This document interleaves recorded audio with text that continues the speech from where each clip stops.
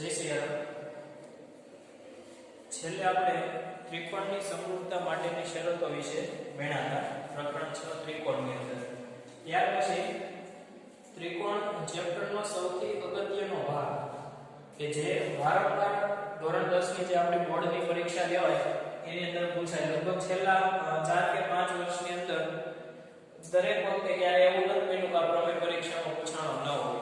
તો એવો ખૂબ જ અગત્યનો પ્રમેય 4 માર્કની અંદર બોર્ડની પરીક્ષામાં પૂછાતો હોય છે, જેનું નામ છે પાયથાગોરસનો પ્રમેય. હવે આનો જ પ્રમેય તમને 3 રીતે પૂછાઈ શકે.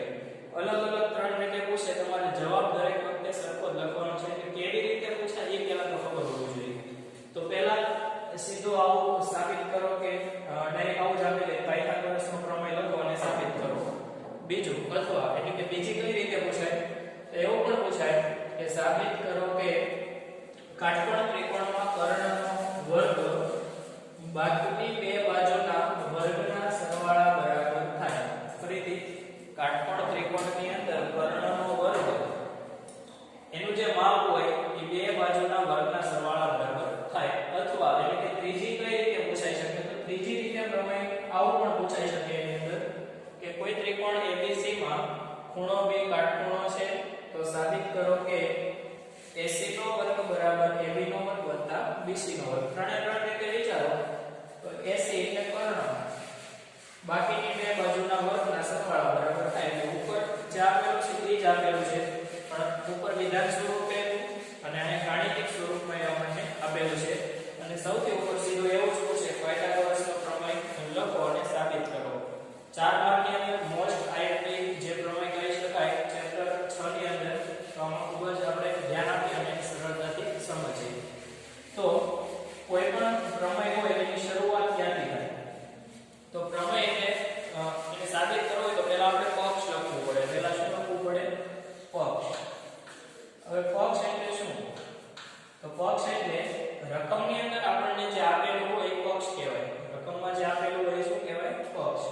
તો પાયથાગોરસનો પ્રમેય લાગુ કોને પડે, તો કે કાટકોણ ત્રિકોણને. કોને લાગુ પડે? કાટકોણ ત્રિકોણ. તો સૌપ્રથમ આપણે કાટકોણ ત્રિકોણને દોરી નાખીએ, જેથી કરીને આખો દાખલો જે છે એ આખી સાબિતી છે આપણને સરળતાથી ખબર પડે. ધારો કે આવી રીતનો કોઈ ત્રિકોણ આપેલો છે, કાટકોણ ત્રિકોણ છે, તેની અંદર કોઈ એક ખૂણો છે, કેવો હોવો જોઈએ? કાટખૂણો. આ ત્રિકોણને આપણે નામ આપી દઈએ. ધારો કે આ બિંદુ A છે, બિંદુ B અને ત્રીજું બિંદુ C, જેમાં ખૂણો B છે એ કેવો છે? કાટખૂણો છે. એટલે જો આ રકમ ખૂણામાં યોગ્ય છે. ત્રિકોણ ABC માં ખૂણો B કાટખૂણો છે, તો અહીં ખૂણો B કેવો થઈ ગયો? કાટખૂણો. કાટખૂણાની સામેની બાજુ એને શું કહેવાય, તો કે કર્ણ. તો પહેલા આપણે શું લખવાનું છે, તો કે પક્ષ. પક્ષ એટલે તો કે રકમમાં જે આપેલું હોય, તો આપેલું શું છે, તો કે એક તો ત્રિકોણ AB છે એક, અને બીજું શું આપ્યું, તો કે એમાં ખૂણો B કાટખૂણો આપેલો છે. તો આપણે પહેલા લખીશું પક્ષની અંદર ત્રિકોણ ABC માં ખૂણો B કેવો છે, તો કે કાટખૂણો છે. ત્રિકોણ ABC માં ખૂણો B કેવો છે, તો કે કાટખૂણો. પક્ષ લખાઈ ગયું. ત્યાર પછી સાધ્ય લખવાનું. પછી શું લખવાનું આપણે? સાધ્ય. સાધ્ય એટલે શું, તો જે સાબિત કરવાનું હોય એને સાધ્ય કહેવાય. જે સાબિત કરવાનું હોય એને શું કહેવાય? સાધ્ય. તો સાબિત શું કરવાનું છે આપણે, તો કે કર્ણનો વર્ગ ભાગીની બે બાજુના વર્ગના સરવાળા જેટલો થાય. તો આની અંદર કર્ણ એટલે શું, તો કર્ણ એટલે કાટખૂણાની સામેની બાજુ. આ કાટખૂણો છે B, એની સામેની બાજુ એટલે કઈ, તો કે AC. તો કર્ણ કેવો થાય, તો કે AC એનો વર્ગ, કર્ણનો વર્ગ એટલે AC નો વર્ગ બરાબર સામેની બાકીની બે બાજુ. એટલે બાકીની બે બાજુ એટલે કઈ થાય, પહેલી બાજુ AB અને બીજી બાજુ કઈ થાય? BC. તો એ બંનેના વર્ગ જેટલો થાય. તો AB નો વર્ગ વત્તા BC નો વર્ગ. તો આપણા માટે શું બન્યું? સાધ્ય. પહેલા કોઈ પણ પ્રમેય હોય બે વસ્તુ લખી દેવાની. પક્ષ, ત્રિકોણ ABC માં ખૂણો B કાટખૂણો છે જે આપેલું છે. બીજું તો કે સાધ્ય. સાધ્ય એટલે શું, તો જે સાબિત કરવાનું છે. સાબિત શું કરવાનું, તો કે કર્ણનો વર્ગ બાકીની બે બાજુના વર્ગના સરવાળા જેટલો છે. એટલે AC નો વર્ગ બરાબર AB² + BC². હવે આપણે આગળ સાબિતી શરૂ કરીએ. સાબિતી આપવા માટે સૌપ્રથમ પહેલા શું કરવાનું, તો કે કાટખૂણો જે હોય ખૂણો B, એ ખૂણા B માંથી કર્ણ ઉપર એક લંબ દોરવાનો. શબ્દને વ્યવસ્થિત સમજ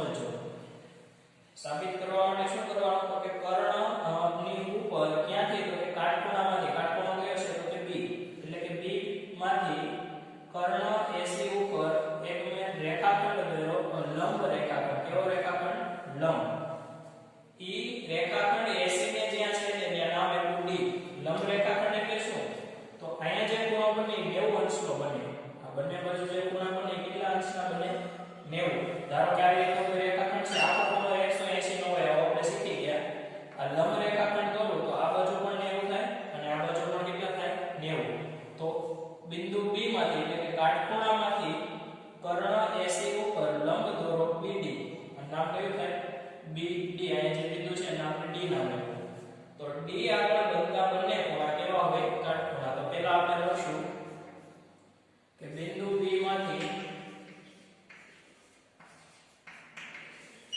કર્ણ AC પર લંબ દોરો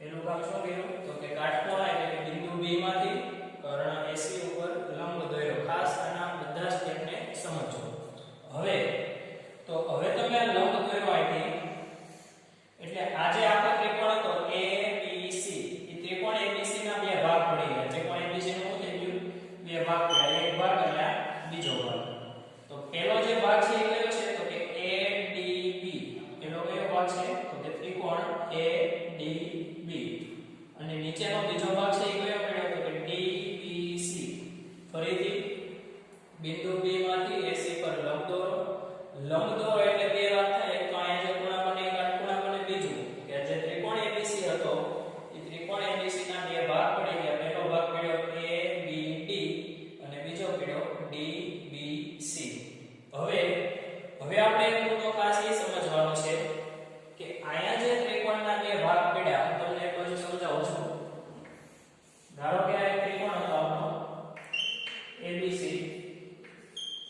આ બિંદુ B માંથી મેં આવી રીતે લંબ દોર્યો BD એટલે બે જે ત્રિકોણ બન્યા ADB અને DBC આ જે બંને ત્રિકોણ છે આપણો મૂળ ત્રિકોણ હતો બનતા નવા ત્રિકોણ કયા કયા તો કે ADB અને DBC આ જે બંને ત્રિકોણ બન્યા એ આપણો જે મૂળ ત્રિકોણ હતો મૂળ ત્રિકોણ એટલે કયો તો કે ABC મૂળ ત્રિકોણ કયો છે ABC તો બનતા નવા બંને ત્રિકોણ મૂળ ત્રિકોણને સમરૂપ થાય આ ખાસ નિયમ યાદ રાખજો જ્યારે તમે કાટખૂણામાંથી કર્ણ ઉપર લંબ દોરો તો બનતા બંને ત્રિકોણ મૂળ જે ત્રિકોણ હતો ABC એને સમરૂપ થાય અને આવું આપણને પ્રમેય 6.7 ની અંદર આપેલું છે ક્યાં આપેલું છે પ્રમેય 6.7 પણ આની આપણે જરૂરિયાત નથી એટલે આપણે આ યાદ નથી રાખતા ખાલી પ્રમેય 6.7 યાદ નથી રાખવાનું પૂછાશે નહીં પણ એટલું યાદ રહેવું જોઈએ કે જ્યારે કાટખૂણામાંથી તમે કર્ણ ઉપર લંબ દોરો તો બંને જે ભાગ છે એ બંને ભાગ મૂળ જે ત્રિકોણ હોય એ મૂળ ત્રિકોણને કેવા થાય સમરૂપ થાય આ ખાસ તમારે સમજવાનું છે ત્યાર પછી તો હવે આપણે જોવો એટલે આપણો જે મૂળ ત્રિકોણ કયો છે તો કે ABC બનતા બે જે ત્રિકોણ છે એ બંને ત્રિકોણ મૂળ ત્રિકોણને સમરૂપ થાય આવું ક્યાં કીધેલું છે તો કે પ્રમેય 6.7 માં એટલે આપણે આવું લખશું પ્રમેય 6.7 પરથી પ્રમેય 6.7 શું કહે છે તો ફરીથી સમજી લેજો મળતા બંને ત્રિકોણ મૂળ ત્રિકોણને સમરૂપ થાય હવે પહેલો એક ત્રિકોણ આપણે ઉપરનો લઈએ ADB અને મૂળ ત્રિકોણ તો લેવાનો છે પણ મૂળ મુખ્ય જે ત્રિકોણ હતો ABC ઈ તો લેવાનો છે એટલે કે ત્રિકોણ ABC સમરૂપતાની નિશાની મૂળ જે ત્રિકોણ હતો એને સમરૂપ પહેલો ભાગ કયો પડ્યો કે ADB એટલે કે ત્રિકોણ ADB ફરીથી સમજી લેજો મૂળ ત્રિકોણને સમરૂપ આ જે બીજો ભાગ પડ્યો થાય તો ABC સમરૂપ ADB થયા બરાબર હવે આ જે બંને ત્રિકોણ સમરૂપ થયા છે એના આપણે આગળ જે શરતો આપણે ભેણા છે એના આધારે સૂત્ર બનાવવાનું છે આપણે આગળ એવું શીખી ગયા કે સમરૂપતાનો સિદ્ધાંત જે હતો ફરીથી હું અહીંયા તમને સમજાવું છું જેથી કરીને ખબર પડે આજે આપણો ત્રિકોણ હતો એ મૂળ ત્રિકોણ ABC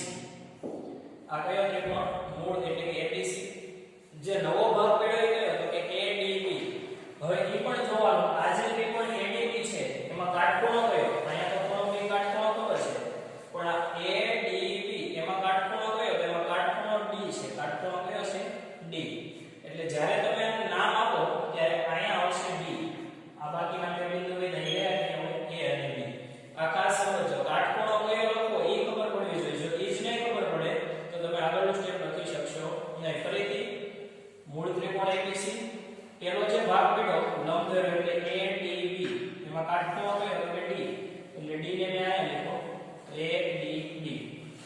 હવે આના આધારે સમરૂપતાનો સિદ્ધાંત કયો છે તો કે ત્રિકોણની જે બાજુ હોય એ બાજુઓના ગુણોત્તર સરખા થાય. ત્રિકોણની અનુરૂપ બાજુઓના ગુણોત્તર કેવા થાય? સરખા. તો અહીં આપણે ગુણોત્તર લઈશું. ગુણોત્તર લેવાય તો પહેલા ત્રિકોણમાંથી હું બાજુ AB લઉં તો કે AB એના છેદમાં તો બીજા ત્રિકોણમાંથી શું આવે તો કે AD. આમાંથી AB લઈએ તો આમાંથી શું આવે AD. એટલે અહીં ખૂણો D કેવો છે? કાટખૂણો. તો AB ના છેદમાં AD બરાબર સામેની બાજુ ફરજિયાત કર્ણ લેવો. ધ્યાન રાખજો આ ઉપરના ત્રિકોણમાં ઉપરની બાજુ, આ નીચેનો જ્યારે ત્રિકોણ લઈશું આપણે ત્યાં નીચેની બાજુ લેવાય. ઉપરના ત્રિકોણમાં ઉપરની બાજુ AB તો એને અનુરૂપ કોણ થાય? AD. સામે ફરજિયાત કર્ણ તો આમાં કર્ણ કયો તો કે AC અને આમાં કર્ણ કયો તો કે AB. આ કાટખૂણો એની સામે AB તો કર્ણ AB એટલે AC ના છેદમાં AB. AC ના છેદમાં AB. ફરીથી સમજી લેજો. સમપ્રમાણતાનો સિદ્ધાંત આપણને ખબર છે અનુરૂપ બાજુઓના ગુણોત્તર સરખા થાય. તો આ જે ત્રિકોણ છે AB તો એ અનુરૂપ બાજુ AD તો AB ના છેદમાં AD બરાબર સામે શું લેવાનું તો કે કર્ણ. તો આ ત્રિકોણનો કર્ણ AC હોય તો આમાં D ની સામે એટલે કાટખૂણાની સામે કોણ છે AB એટલે કર્ણ કોણ થયો AB. એટલે આપણને નવું સૂત્ર મળ્યું AB ના છેદમાં AD બરાબર AC ના છેદમાં AB. બરાબર. હવે આ જે સૂત્ર મળ્યું એને આપણે ચોકડી ગુણાકાર કરી નાખવાનો. અહીં જે સૂત્ર મળ્યું છે આપણે એનો આપણે શું કરી દઈશું આવી રીતે ચોકડી ગુણાકાર. બરાબર. તો AB નો ગુણાકાર કોની સાથે થાય? AB સાથે. એવી રીતે AD નો ગુણાકાર કોની સાથે? AC. એટલે જો AB ગુણ્યા AB આ AB આપણે જોયું અને આ AD ને હું સામે લઈ જાઉં તો અહીંયા હતું કોણ તો કે AC હતું. અહીંથી સામે કોણ ગયું તો કે AD. ત્યાં જાય તો ગુણાકાર ગુણ્યા AD એટલે આવું થયું AB ગુણ્યા AB બરાબર AC ગુણ્યા AD. હવે AD કેટલી વખત આવ્યું? 2 વખત. તો આપણને ગણિતનો નિયમ ખબર છે કોઈ પણ સંખ્યાનો 2 વખત ગુણાકાર થાય એટલે એનો વર્ગ થાય. એનું શું થાય? વર્ગ. તો AB ગુણ્યા AB એટલે હું લખી શકું AB નો વર્ગ. AB ગુણ્યા AB એટલે હું શું લખી શકું તો કે AB નો વર્ગ બરાબર સામે શું છે તો કે AC ગુણ્યા AD. ફરીથી પહેલા શું કર્યું તો કે અનુરૂપ બાજુના ગુણોત્તર લીધા. પછી શું કર્યું તો કે ચોકડી ગુણાકાર AB ગુણ્યા AB બરાબર AC હતું ને AD ઉપર ગયું એટલે AC ગુણ્યા AD. 2 વખત છે એટલે વર્ગ આવી ગયો. તો AB નો સ્ક્વેર બરાબર AC ગુણ્યા AD અને નામ આપી દેવાનું સમીકરણ નંબર 1. શું નામ આપી દઈશું આપણે એને? સમીકરણ 1. હવે એવી જ રીતે બીજું સ્ટેપ કરવાનું. જેવી રીતે અહીંયા પહેલો ત્રિકોણ ABC એટલે કે મૂળ ત્રિકોણ લીધો અને પછી શું લીધું ADB. તો હવે બીજો ભાગ લેવાનો. બીજો ભાગ કયો છે તો કે BDC. કોઈ પણ રીતે તમે નામ લખી શકો. ધારો કે અહીંથી લખો તો DDC પણ હું અહીંથી લખું છું તો BD અને C અને મૂળ ત્રિકોણ કયો હતો તો કે ABC. ફરીથી એનો જ નિયમ પ્રમેય 6.7 પરથી પ્રમેય 6.7 કયો હતો તો ફરીથી યાદ કરાવી દઉં. કાટખૂણ ત્રિકોણમાં કર્ણ ઉપર તમે લંબ દોરો. કાટખૂણામાંથી કર્ણ ઉપર લંબ દોરો બનતા બંને ત્રિકોણ મૂળ ત્રિકોણને સમરૂપ થાય. એવું છે તો કે પ્રમેય 6.7. પહેલા આપણે ઉપરના ત્રિકોણ માટે લાગુ પાડ્યો. હવે કોને લાગુ પાડશો તો કે 2 નંબર એટલે કે નીચેનો ત્રિકોણ. તો પહેલો મૂળ ત્રિકોણ કયો તો કે ABC. તો ત્રિકોણ ABC સમરૂપ કોને સમરૂપ થાય તો કે બીજા ત્રિકોણને. બીજો ત્રિકોણ એટલે BDC. તો ABC સમરૂપ BDC. બરોબર. આ બંને ત્રિકોણ સમરૂપ થઈ ગયા. હવે ફરીથી આની અલગ આકૃતિ દોરું જેથી કરીને તમને ખબર પડે. આપણો મૂળ ત્રિકોણ ABC. બીજો જે ત્રિકોણ બન્યો છે BDC. બીજો કયો ત્રિકોણ બન્યો? BDC. તો BDC ત્રિકોણની અંદર કાટખૂણો કયો? BDC. એની અંદર કાટખૂણો કયો તો કે D. કાટખૂણો કયો? D. તો બીજો જે ત્રિકોણ દોરશું આપણે P D અને C એમાં કાટખૂણા તરીકે કોણ આવવું જોઈએ તો કે બિંદુ D. જેવી રીતે આપણે અહીંયા અનુરૂપ બાજુનો ગુણોત્તર લીધો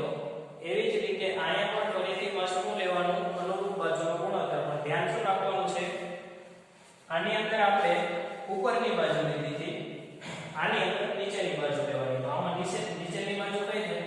BC. આમાં કઈ થાય? DC અથવા CD. BC નીચેની બાજુ BC, આમાં કઈ થાય? CD અથવા તો DC. તો હું લખી છું અહીંયા BC ના છેદમાં DC બરાબર સામેનો ફરજિયાત કર્ણ જ લેવો પડે. અહીંયા જેમ આપણે સામે કર્ણ લીધા હતા એમ અહીંયા સામે તો કર્ણ જ લેવાનો. આમાં કર્ણ કોણ છે? AC. આમાં કર્ણ કોણ છે? BC. તો AC ના છેદમાં BC. ફરીથી ચોકડી ગુણાકાર જેવા સ્ટેપ અહીંયા ગયા છે એવા જ અહીંયા કરવાના. BC ગુણાકારમાં આવશે, DC સામેની બાજુ જાય એટલે ગુણાકાર કરો તો BC આ BC પાછો આ બાજુ આવ્યો એટલે ગુણાકારમાં BC બરાબર સામે કોણ હતું? તો કે AC હતું અને ગુણાકારમાં કયું કોણ હતું? તે DC. એટલે BC ગુણ્યા BC બરાબર AC ગુણ્યા DC. આ બંને આકૃતિ સમજવા માટે કરી છે, પરીક્ષામાં એની કોઈ જરૂર નથી એટલે આપણે સાફ કરી નાખીએ જેથી કરી લખી શકાય. તો અનુરૂપ બાજુવાળા ગુણોત્તર લીધા. BC ગુણ્યા BC એટલે BC બે વખત હોય તેનો વર્ગ લખી શકાય. તો BC નો વર્ગ બરાબર સામે શું લીધું? તો કે AC ગુણ્યા DC. આને આપણે નામ આપીશું સમીકરણ નંબર 2. તો આપણી પાસે બે સમીકરણ બની ગયા. પહેલું સમીકરણ અહીંયા હતું AB નો વર્ગ બરાબર AC ગુણ્યા AD.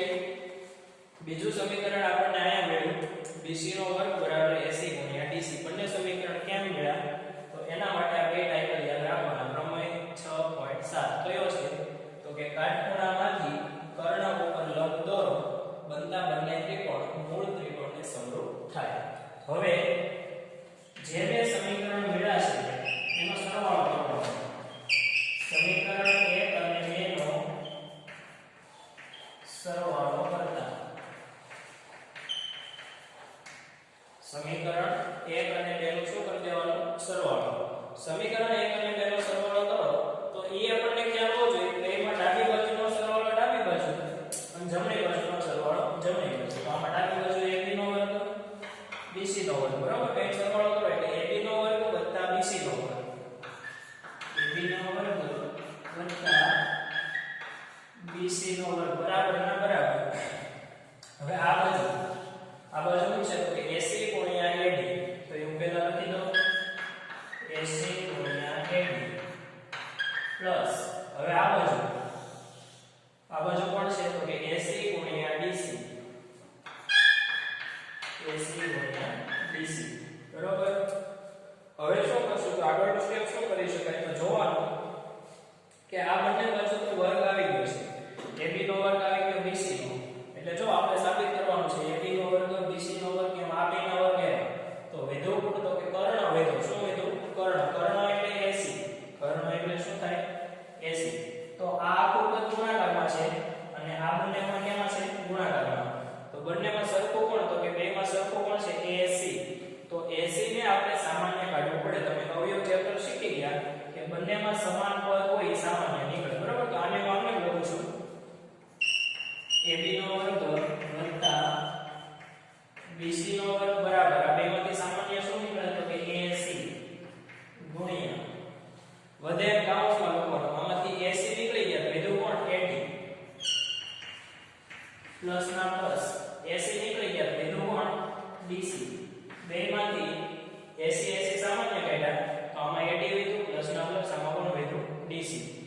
તો હવે જે કાઉન્સની અંદર વધ્યું છે શું વધ્યું? તો કે AD વત્તા DC. તો AD અને DC એટલે શું? તો આકૃતિ ઉપર જુઓ AD એટલે એટલો ભાગ બરાબર, આ ભાગ DC એટલે એટલો ભાગ.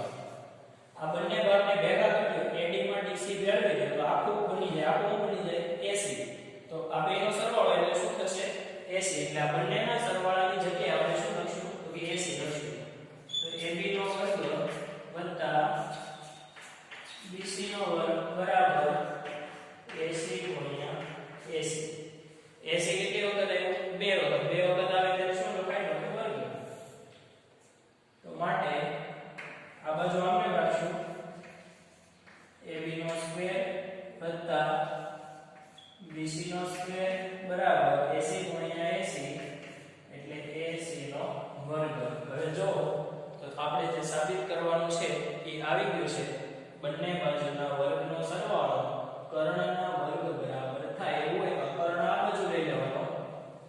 AC વાળું પદ અહીંયા લઈ લો તો આવું લખી શકાય AC નો વર્ગ બરાબર